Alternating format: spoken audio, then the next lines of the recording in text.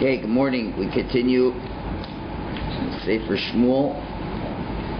Shmuel Aleph, Perak Aleph, Pasuk Chaf Daled. Today, Mr. Hashem will finish the Perak.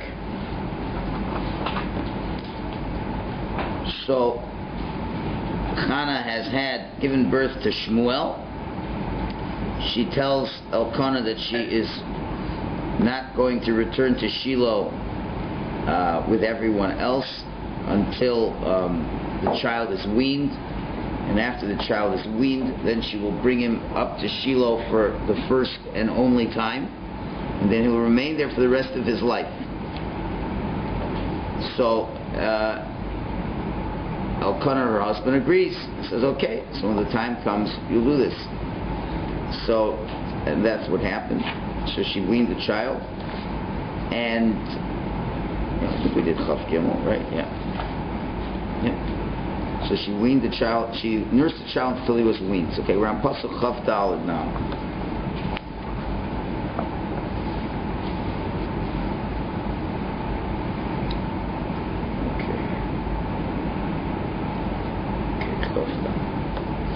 Vatalehu ima kasher gamalatu.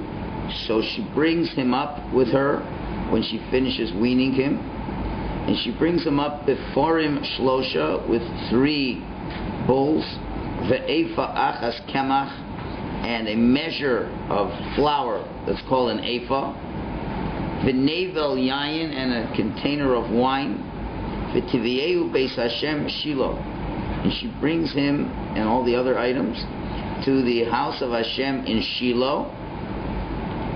V'hanar no'ar, and the lad is a lad. Okay, so she's going to fulfill her vow now, and she brings a number of things that are going to be used for offerings in the temple, as one should bring offerings in the temple, and she brings him as well. Now the 2 words that the commentators have a lot to talk about is what?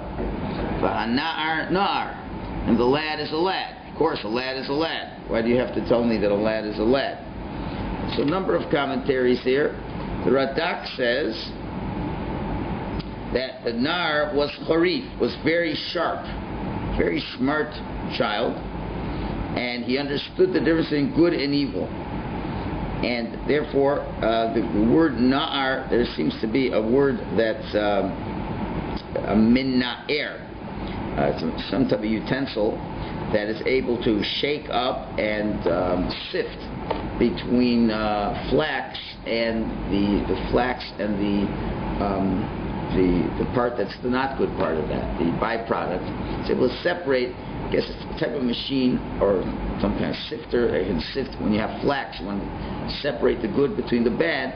So there is such an item called a min na'er. So it shakes it around.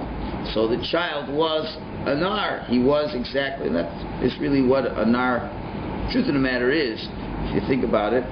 All children really are better than adults at discriminating between good and evil until their parents teach them otherwise. Intuitively, a young child knows the truth because they have no agendas, right? As they get old, very soon their parents teach them to blur those distinctions between good and evil. So it's interesting. It's interesting. Just thinking of that. In other words, the word na'ar has within it the word mina'er, which means to shake up, which means to discriminate. You know, when you have the good, the flax and the byproduct, you shake the thing around, and it sifts it and separates it. So it means intuitively a child should be able to do this, because that's what he's called a na'ar. Every child's called a na'ar. I think he's the only one called it a na'ar. But the point being that this na'ar with potential became a na'ar in reality, and maintained that during that period of time. And so what is it really teaching you? In other words, what is the criteria to determine if a na'ar grows up into a na'ar? What kind of parents you have. The child himself is not going to corrupt his understanding between right and wrong, but generally speaking. But if he's taught differently, then he will. So again, it shows you what kind of parents he had.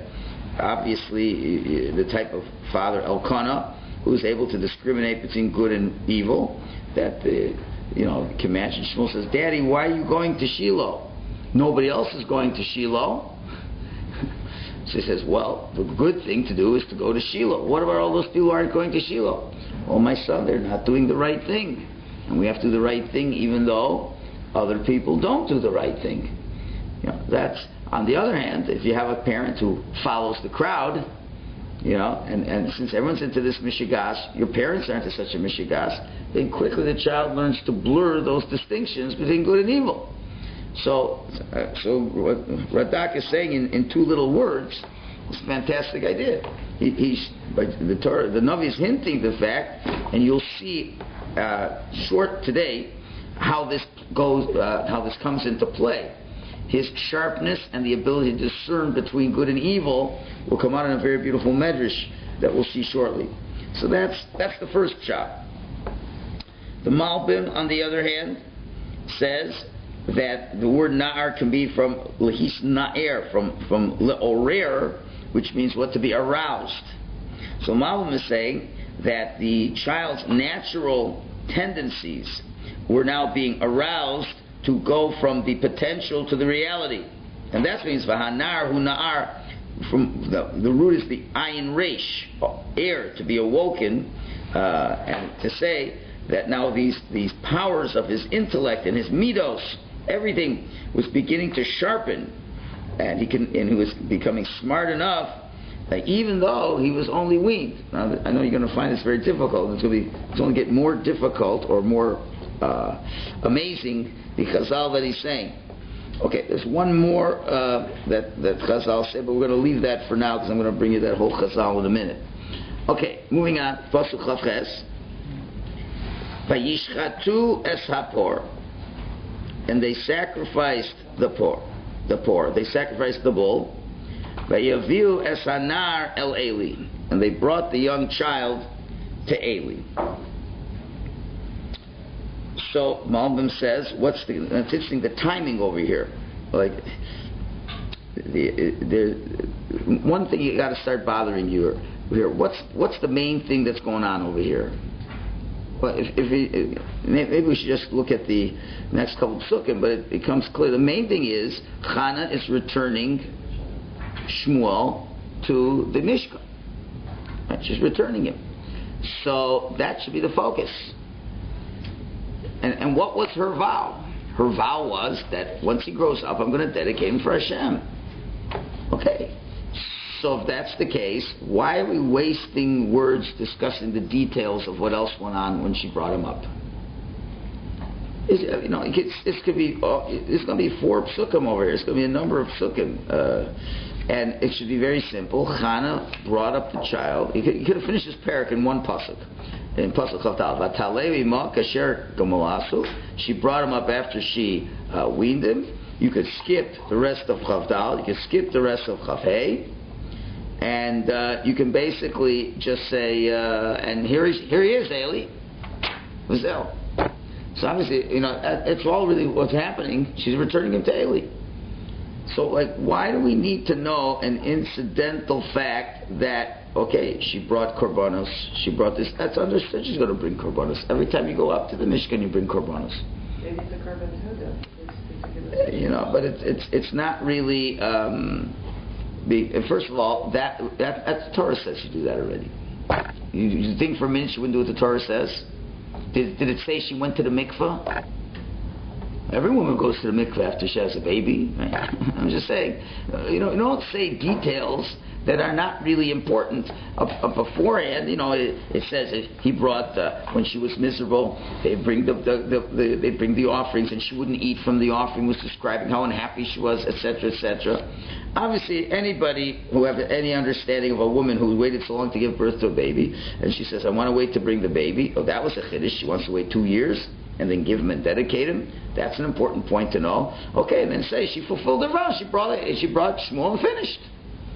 Right? And you're going to see there's a lot of verbiage over here. And again, and that's a whole pasuk. Again, there's in the same pasuk, it seems that Shmuel and the gifts go together, which is also kind of unusual. You could have said one pasuk, she brought the child, and then bring the offerings. The second thing, So the Malbim picks up on a part of this, and therefore in this pasuk he says, they slaughtered the animal, and before they sprinkle the blood, so there's a lot of symbolism she's showing here, is she brings the lad to Eli. Now what would be the symbolism? You slaughter an animal, you're not even finished with the entire service of that animal, because you still have to sprinkle the blood and do a whole bunch of other things, and then she brings the child to Eli in the middle of that service. So the Malbim says the symbolism is that just like she brought the animal as a korban to Hashem, to dedicate, when you slaughter the animal, you've dedicated the animal's life to God for the rest of its life. The animal's been dedicated, it's finished. So too, the child shall be, and just like one of the korbanos must have been an olah, and a korban olah is burnt to Hashem totally, so the same thing, this child is going to be a korban olah to you. I'm totally dedicating him to you. Just like this korban, that's how dedicated I am to give that child to you. So that's the first symbolism and why we're combining. It's mamish in the same pasuk. In that pasuk, he slaughtered the bull and brought the child to Eli. So that's emphasizing the fact that she really wants him to be brought in that way. Okay. So we're going to be learning these psukim once through Malbim's interpretation. Then we're going to go over the psukim, and we're going to learn them the way Rashi brings them from Chazal, which is really a fascinating thing as well. So Chavav. Vatomer, and she says, Bi Adoni, please my master. Chei nafshecha Adoni, like by your life, my master. A lot of repetition. Ani ha'isha hanitzeves imcha bazeh. I am the woman who was standing with you in this. Mispalel Hashem, to pray to Hashem. We're going to keep reading now. Chav Zayin, and we'll come back and explain it all. El hanar azeh hispalolti, for this child I prayed. Vayitan Hashem li ashelasi, and Hashem granted my request. Asher sha'alti mimo, that I asked from Him. Chav Ches, v'gam anochi hishiltihu l'Hashem, and I also hishiltihu l'Hashem. We'll see there's two ways to understand that pasuk. You can say, and I'm lending this child to Hashem. So I said, and now I'm lending this child to Hashem. Kol hayomim, all the days asher haya, that all the days that he was and also will be. The commentaries add, Hu shol Hashem, he is lent to Hashem. Vayishtachu shom l'Hashem, and he bowed there before Hashem. And there's a machlokas exactly who bowed down. Some say it was Eli, some say it was Shmuel, some say it was Elkanah. There's the only choices you have. But so what's going on over here? There's a lot of verbiage. Again, just say gave the child to him. Finished. What's all the discussion over here? So the Rambam says, and we'll just start with the Rambam, but then it goes right into the Malbim. Where are we here? Is the Rambam? Yeah.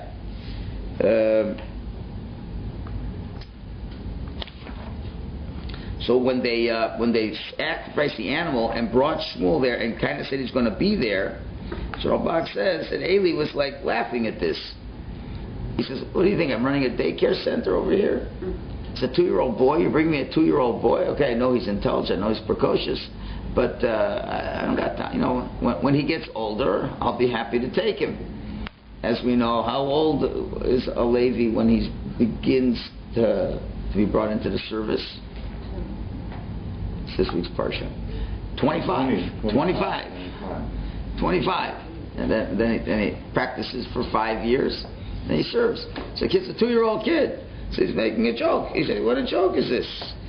When you're 25 years old, then you bring him in." It's next week's parsha, really. You bring him in. And therefore she has to implore Eli to accept this child. Okay, and therefore all she's going to be talking about in the next 3 verses is explaining why this child should be accepted. Now the Malbim goes through in great detail, and let's do this for a little while. Goes through in great detail explaining exactly why he should take the child. All right. And that Malbim doesn't go into such. He says she's afraid he may not accept him. The Rambam says he didn't want to accept him. And of course, the first problem is, and again, you see how it all fits in, because like why would Eli want to bother raising up this child until he grows up? Obviously, Eli had problems with child raising because his two children, Chafni and Pinchas, were certainly a disgrace to the kahuna. So you see that he didn't just do such a good job with his first two kids. They already had grown up and were already kohanim, and he did not do the best job. So it could be he kind of felt that, I ain't the best parent, or maybe he felt, I don't want to bother raising kids. He didn't bother that much with the first two, so they give me another kid to raise. So I don't want to bother with it.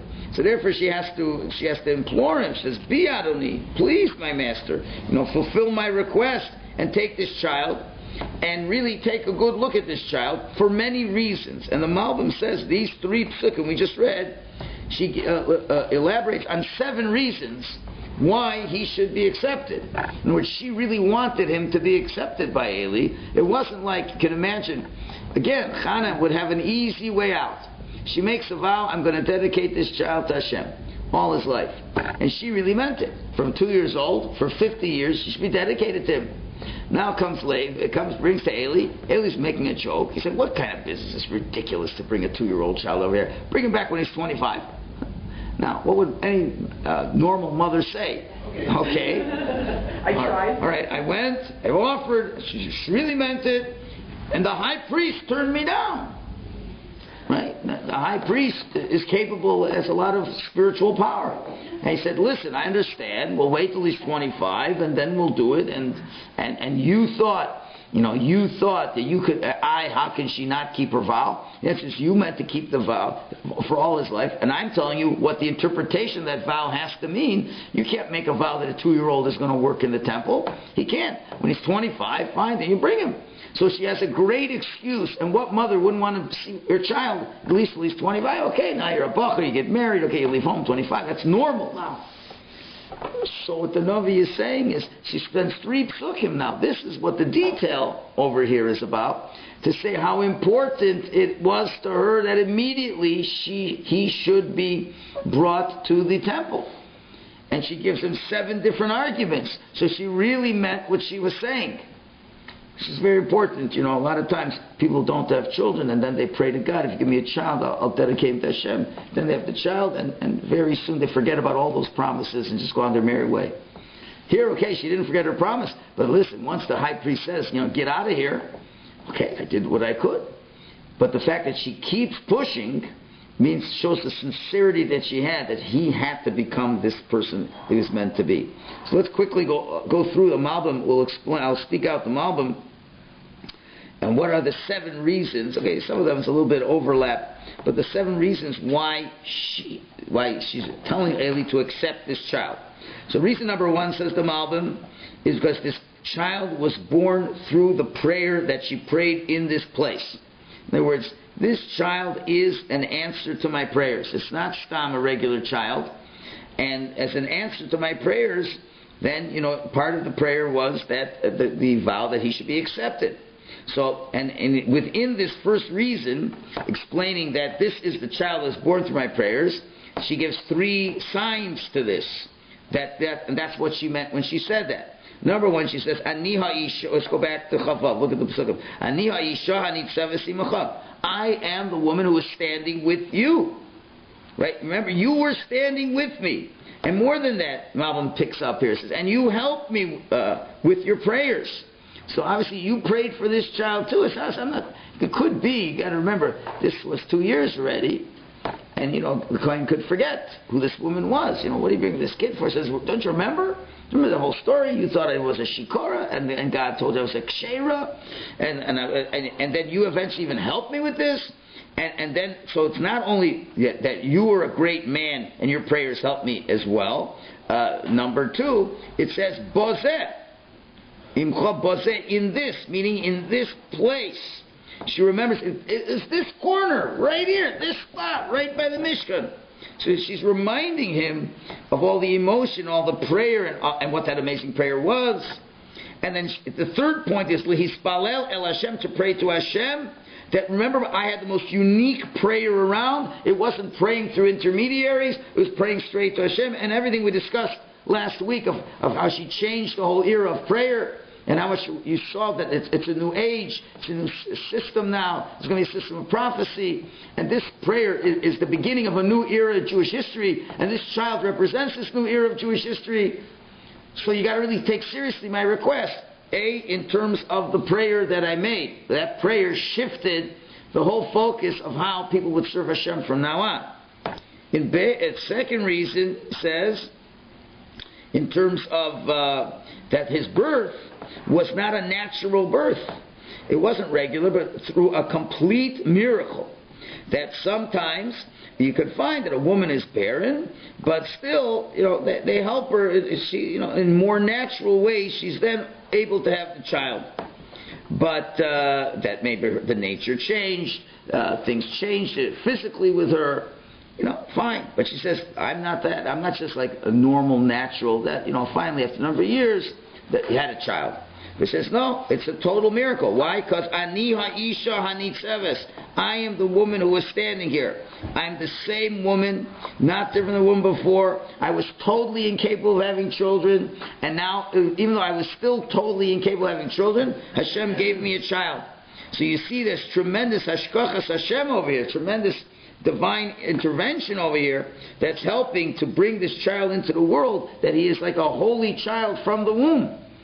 So this is an incredibly important child over here. So that's the first two reasons. That's in Pasuk Chavav. In Pasuk Chav Zayin, she brings a third reason when she says El Hanar Hazeh. She says, for this child I davened. So another proof is showing the miraculous nature of this child and the power of tefillah, because she says, for this child, Hispalalti, I prayed for this child. And it should, and remember what I asked for, that he should be a big Talmud Chacham, and he should be a strong man, and he should be all the things that she asked for. What type of child, what kind of individual he should grow up to be, and it's exactly, this child came out exactly the way I prayed for him. For this kind of a child I prayed for, and look, this is the kind of child, and we'll see in the Midrash in a minute. It's exactly the kind of child. So this is the child I prayed for. So you see, my prayer came 100% true. So it's not a question, I was a frantic, emotionally crazed woman who didn't have a child and this and that.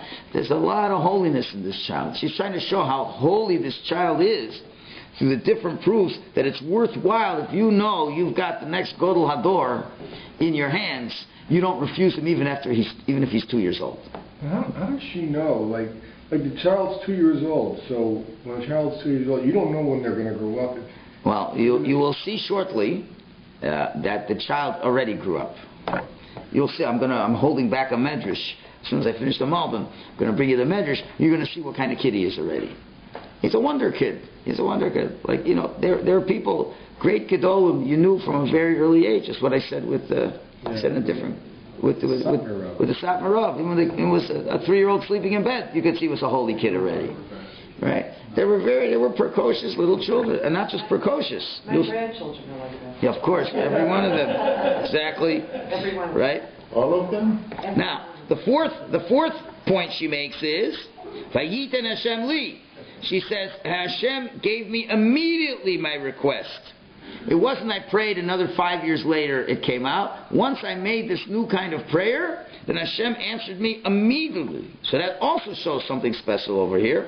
And that Hashem gave me, the next point, the fifth point is, my request that I made from Him. And again, that I made from Him and not through any intermediaries, but through His tremendous kindness. A little bit of repetition of the reason before. Finally, Pasuk Chav Ches, the last 2 points the Malbim says, Gam Anochi Hishaltihu. Now, the Malbim learns different than the other commentaries to say that I have loaned him to Hashem, but he says, for Gam Anochi Hishaltihu, I asked from him from Hashem. She'ela could be She'ela, asking or lending. I asked from Hashem that I asked for this child, for this goal, and that's the whole condition that I prayed for. That this was a child I asked for, and this is the one that we got. And finally, the 7th point is, and don't say that I should wait until he grows up older, because I already said, what did I ask from Hashem? Kol ha'yomim asher hoya. Meaning, I said that this child will be holy from birth. In other words, this child is already a holy child dedicated to Hashem. It's already dedicated to Hashem, so we're wasting time. Because I can't teach him to be dedicated to Hashem. I've done what I can to this point, and I've really done the most I can as a mother. He's 2 years old. I've done everything I can, and he's so advanced. He's ready to go to you, and he's been dedicated from the beginning. Since he's been dedicated right from the beginning, so then he should be going to you right now. So these are all the reasons that he gives, and it doesn't say that he took him yet. All right, but you'll see. I mean, the next parak we get to the Shira of Chana, which is 10 psukim, and it's interesting. There's just the assumption that he was taken.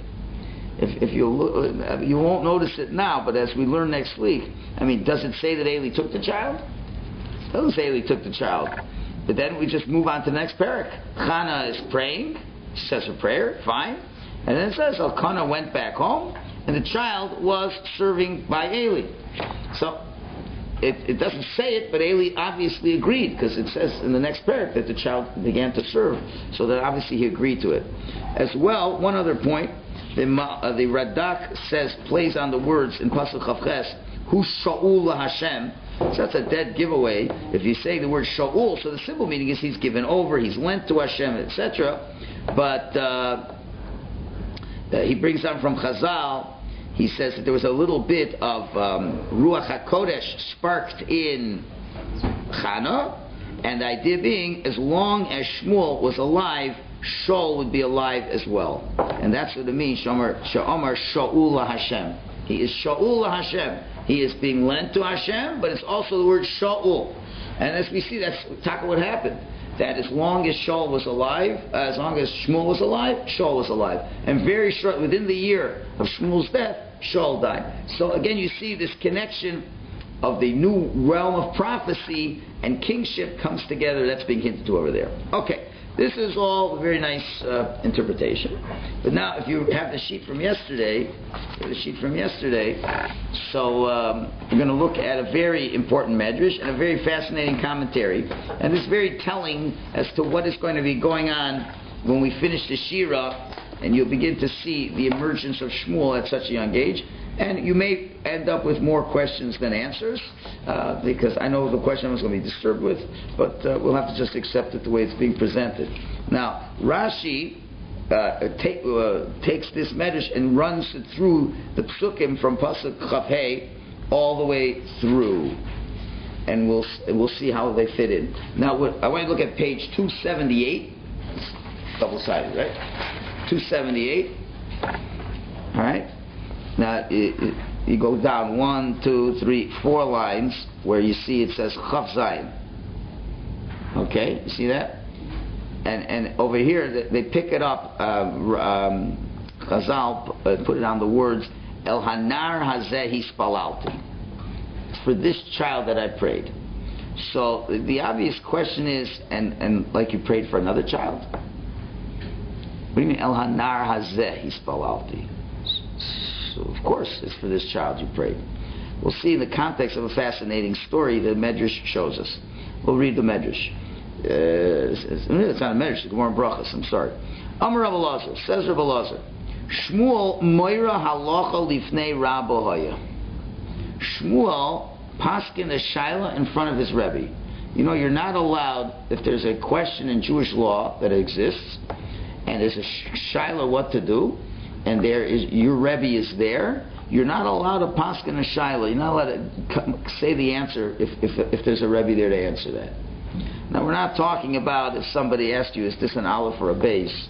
Of course you know it's not. But if it's a question that needs some thought, and you know the answer can go either way, a regular person doesn't give the answer, say, well, I feel the answer is like this, in front of the Rebbe. It's a tremendous chutzpah. It shows a lack of derech eretz for the Rebbe, and it carries a death penalty. So it seems that Shmuel, at this tender age of 2, was a Meir Halacha Lifnei Rabbo. How do we see this? Shenemar, it says, Vayishchatu esapor. They sacrificed the bull, Vayivieu el hanar el Eli, and they brought the child to Eli. So the Malbim was learning that was the symbolism of this child should be dedicated, etc. The Medrash is saying like this, that Shmuel was in the context of Pasuk of Hay, because they sacrificed the bull. That was as a result of Shmuel being a Mora Halacha Lifnei Rabbo. He paskin the Shaila without asking Eli. We're going to see what the Shaila is that got paskin. And because he did this, they brought Shmuel to Eli because the people around were upset with him and were taking him to Eli to get punished. That's what Rashi quotes it right there. That's his saying. It was a Mora Halacha Lifnei Rabbo. What? You did this, said this psak halacha? We're going to take it right now. You're going to get punished. That's the connection between Shech and what's going on over here. So the Medrash continues. Gemara continues. Why? Because it says Mishum devayishchut asapor, because they sacrificed the bull. Haviu anar Eli. They brought the child. That was the result of his inappropriate action. What's inappropriate? Ela Amar lahem Eli. Eli said to them, Karuk. So what was going on? Let me give a little background. They bring in the animal, and the animal now gets offered. Looking around, there ain't no coin around. So they said, Eli, what should we do? So Karuk Koyen, Ela Amar lahem Eli. So Eli said, Karu Koyen leis. Let's get a kohen to sacrifice the animal. So in other words, they brought the bull. They said, okay, we're here. Okay, let's try to find a kohen. I don't know how much. He was not a kohen. He was a kohen gadol. He was the kohen gadol, but I guess he had other things to do. He was busy with other things. He says, well, we'll find a kohen for you. It's anyway. And they're waiting, and I don't know how long they're waiting. An hour or two. I don't know, but they're waiting. And so Chazinu Shmuel, the Hava Mahaji Basar Kaila Mishkat. Shmuel sees they're looking for a kohen. They're sitting around twiddling their thumbs. Amarlu. So Shmuel said at age 2, Lama Luchu Lahaduri Basar Kohen Lemishkat. What are you running around looking for a kohen to shech the animal for? Shechita Kshera Bizar. A non-kohen is permitted to slaughter an animal also. You don't have to have a kohen. Shmuel was paskening a shaila now. Eli said, let's get a kohen to slaughter the animal. And Shmuel says, that's right, it's nice to do it with a kohen, but if you don't have one, it's permitted by a commoner can shecht. So I'll have my daddy shecht it. I will kind of shecht it. Get any other Jews around it to shecht it. And that is true. That is the halacha. That is the halacha. But Eli said, let's wait to find a kohen. And Shmuel says, no, let's just get somebody to do it. So I guess, Eli went to whatever he was doing, and nobody comes back. It's like, you go to the government office, you want some service, someone will take care of you, take a number, 6 hours later, you're still in the same place, nothing's going on. Right? So, Aisyu l'kamei de Eli. So now they bring him to Eli. What's this? And Eli comes back. Hey, what? Who slaughtered the animal? I didn't send any kohen yet. Oh, we slaughtered already. What? What's going on over here? Amalei. So Eli turns and says, Manolachaha, how did you know this law? Amalei. He gives him a proof. Miksiv, does it say in the pasuk in Vayikra when it comes to slaughtering animals, it says v'shachat ha-kohen? Does it say in the pasuk that the kohen slaughters the animal? No. It says v'hikrivu ha-kohanim ksiv. It says the kohanim bring the animal. Doesn't mean to say that it has to be slaughtered by a kohen. In other words, mikabbalah ve'elach mitzvah kahuna. From the time of the kabbalah and on, it's a mitzvah of the kohen, but not from the time when you take the blood, when you receive the blood. After you shech it, you have to accept the blood. So then it's after it's been slaughtered and you have the blood. Then we're specific about kohanim.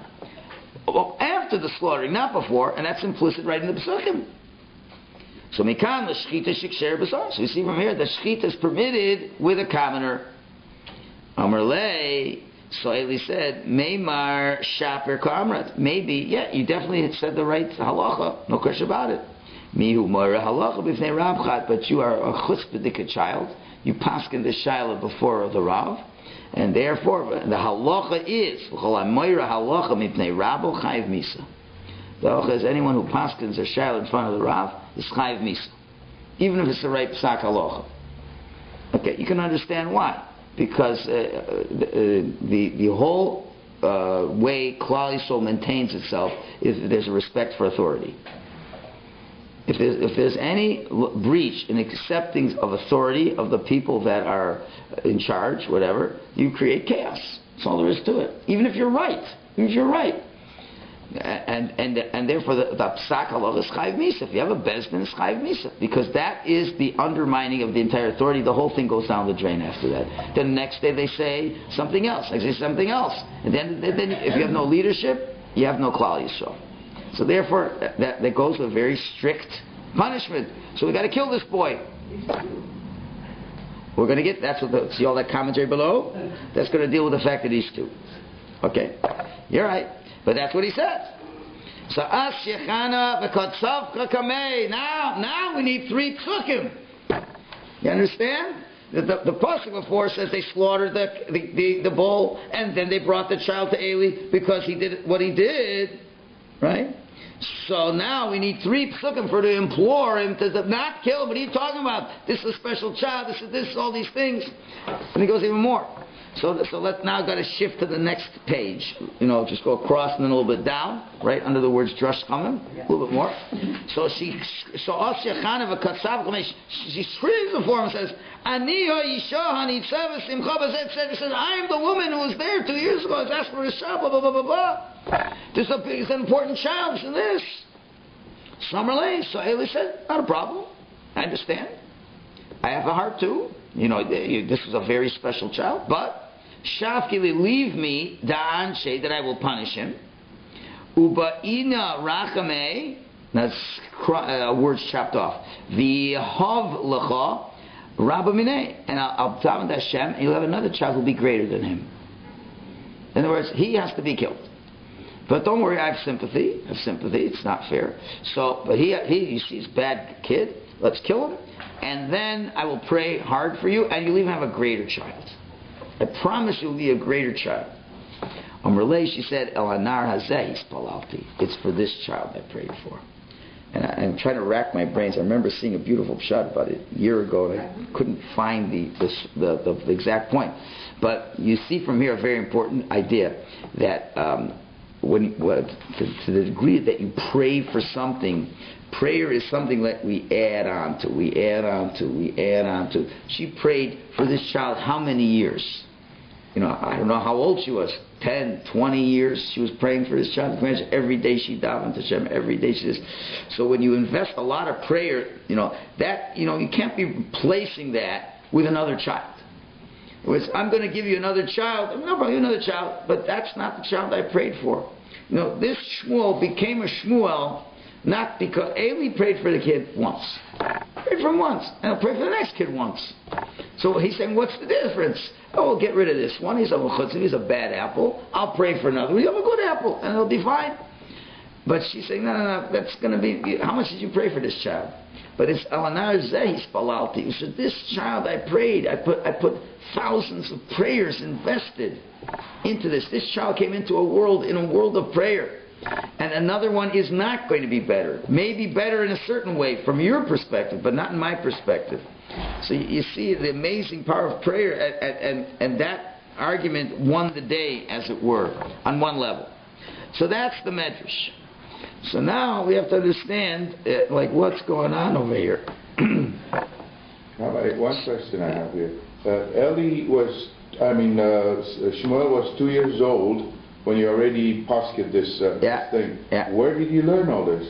From his father. What do you mean? His father probably was a Talmud Chacham, so he taught him. So anyway, I understand it's bothering everybody here. Anyway, so the Tzlach commentary and brachas, I'm going to have to do this outside. I only have 3 minutes. I don't want to leave this for next week.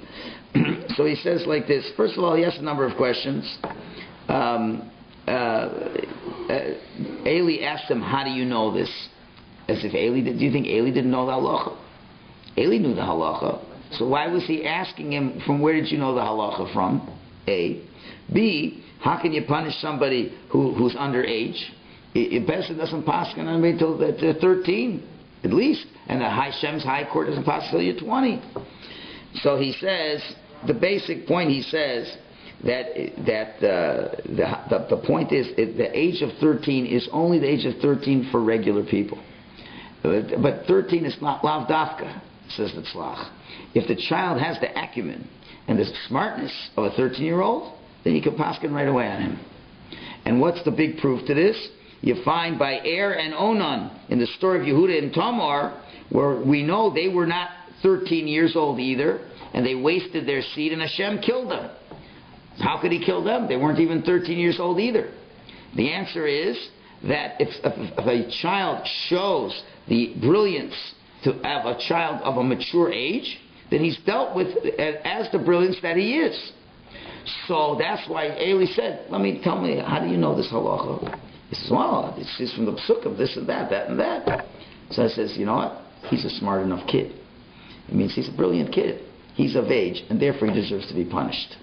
That was all discussion, and therefore you think a 2-year-old's a 2-year-old, a cute little 2-year-old. Believe me, any 2-year-old can give this kind of Talmudic logic is a brilliant child. He's a brilliant child, and you see this from time to time. You see a 4-year-old in university up at the chalkboard. They put him on a chair, and he's writing quadratic equations and things like that. So you're talking about a very brilliant child, and a brilliant child will be served this way. But now the question has to be asked. Okay, that at least takes care of the technicals over here. But the real question is, he says, why, if he's such a smart guy, right? No. So he's such a smart guy, so why did he transgress b'mar halacha l'fnei rabo? If he knew one, you know the other. He knew. This kid, he knows. One of these whiz kids, he knows Mishnah, Shas, Baal Peh. He knows all this stuff. If you know that, you know the other. So how could he not know to be a b'mar halacha l'fnei rabo? Says very nicely. He says the fact that he paskin was a specific shaila he paskin, that shechita was allowed to a commoner. Why? Because the truth is there were other kohanim, and normally we would say that a kohen should come before a regular commoner, because the Gemara in Zvachim says when you slaughter an animal you have to have 6 intentions in mind. Intentions to slaughter the animal. You have to have in mind for the fact it should be for a sacrifice, and it should be for an atonement for the person who's bringing it, and it should be for Hashem, and it should be for a pleasant offering to Hashem, and if it's a chatas or a toda, what the idea is. You really, a lot of thought has to be right. You just don't take a butcher and just chop his head off. Right? It has to be well thought out. And the truth is a Kohen, a person coming up, a regular person might be emotional, this and that. So a Kohen really is the best person to do the job. Even though a commoner could do it, but a Kohen is the best person to do the job. So that's for sure. And so the Kohen would be the better one to do it. But the problem was, at this time, who were the main Kohanim who did the work in the temple? It was Chafni and Pinchas, who were certainly not proper Kohanim. So Shmuel was giving tremendous rebuke over here. He says, for these Kohanim, there's nothing to go after these Kohanim. As we'll see in the next chapter, they really were not doing their jobs properly. They made women wait.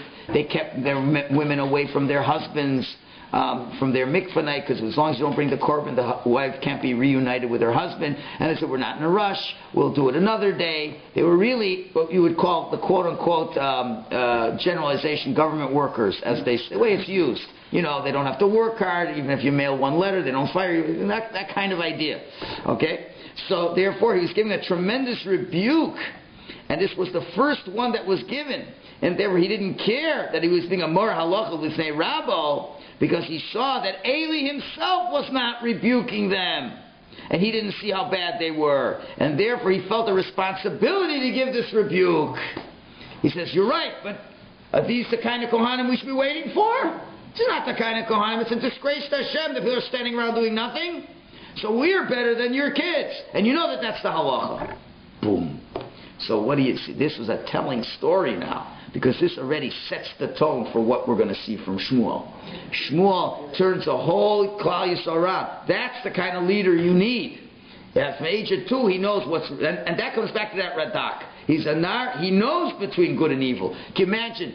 Sometimes you have, you know the story with the legend, the king with no clothes, the emperor with no clothes, right? And he tells everyone, no clothes, it's the fancy style, no clothes, right? Everybody's going around. Ooh, you see, he's going around with no clothes. I'm saying, oh, this is style from Paris. And I was, ooh, wow, beautiful, it's amazing, beautiful. So this little kid, they bring a little kid to the king, says, why is the king naked? What? Yeah. He's naked. Taki was. Why? Because that's a child who's a nar who could tell the difference between good and evil. Can imagine people who are there say, listen, what can you do? They're not the best kind, but we have to listen, this and that. He says, that's not true. He knows this is good and evil. And how did he know that? He knew it from an Elkanah. His father Elkanah. Even though nobody wanted to go to Shiloh. And they said, why should you go to Shiloh? He says, you go to Shiloh because it's a mitzvah for Hashem to go to Shiloh. Finished. You don't like it? That's the mitzvah. So Shmuel's following his father's footsteps. He's saying, you know what? What's right is right. What's right is all right. It's right to come, but you have to do your job as a kohen. And you're not doing your job as a kohen, anything can shadow. Can you imagine, Eli, the impact? He comes and says, yeah, what's going on? It's probably the first time anybody stood up and said, your sons are not worthy. So we're going to be the ones to bring it. What? How do you do this? You better take care of your kids. You better take care of your kids. And if you haven't taken care of your kids, maybe the idea is that Chana is saying, at least you have one more chance to make it up. Maybe raise Shmuel properly. So that's the end of the parak. So you can begin to see the beginning of Shmuel that's going to come into this world. Okay.